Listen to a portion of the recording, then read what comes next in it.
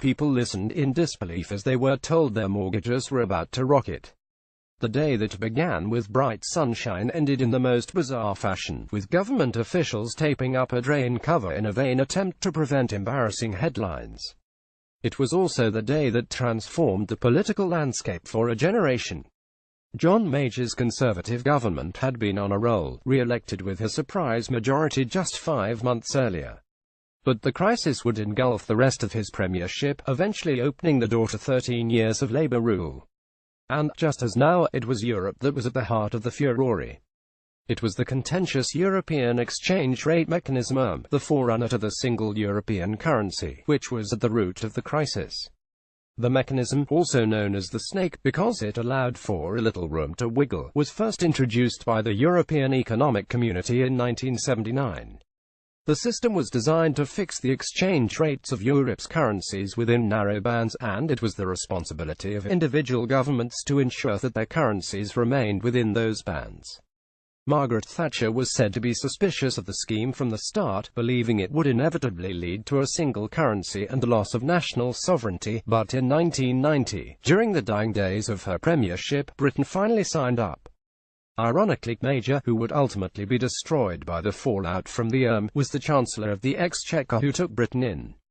Up until that time, the government position had been that Britain would join the when the time was right, seen by cynics as a euphemism for kicking the issue into the long grass.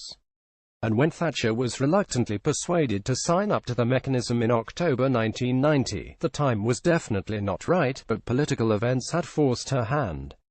Major's predecessor as Chancellor, Nigel Lawson, had long been in favour of joining the and it was a major factor in Lawson's resignation in 1989.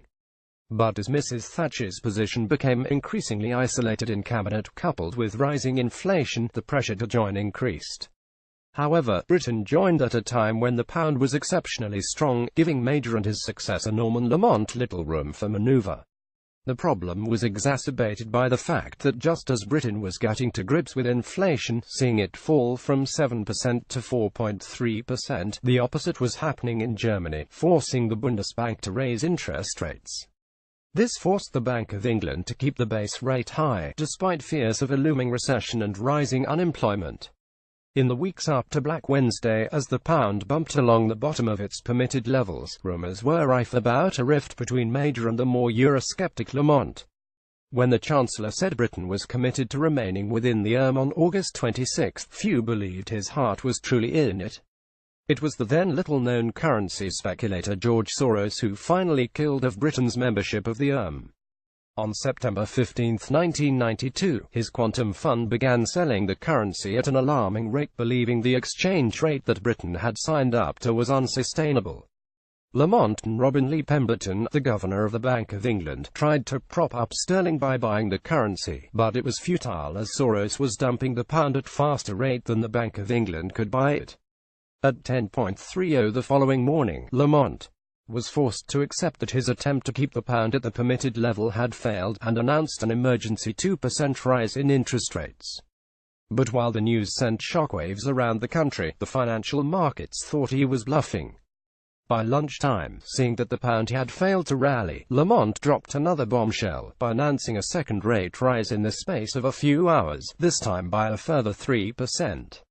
The Star reported how a cry of horror went up from industry chiefs as firms shuddered at the prospect that recovery from recession would now be postponed for many months.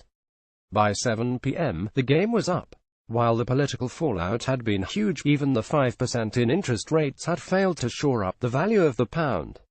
Norman Lamont stood outside the Treasury to announce that Britain's membership of the had been suspended, and that the rises in interest rates he had announced just a few hours earlier would not be implemented. It was at this time that the assembled photographers attempted to get the beleaguered Chancellor to stand next to a drain. Spotting the ruse, a quick-thinking aide began covering the drain by taping paper over it. "They're not going to get the pound goes down the drain picture now," he was heard to say, triumphantly.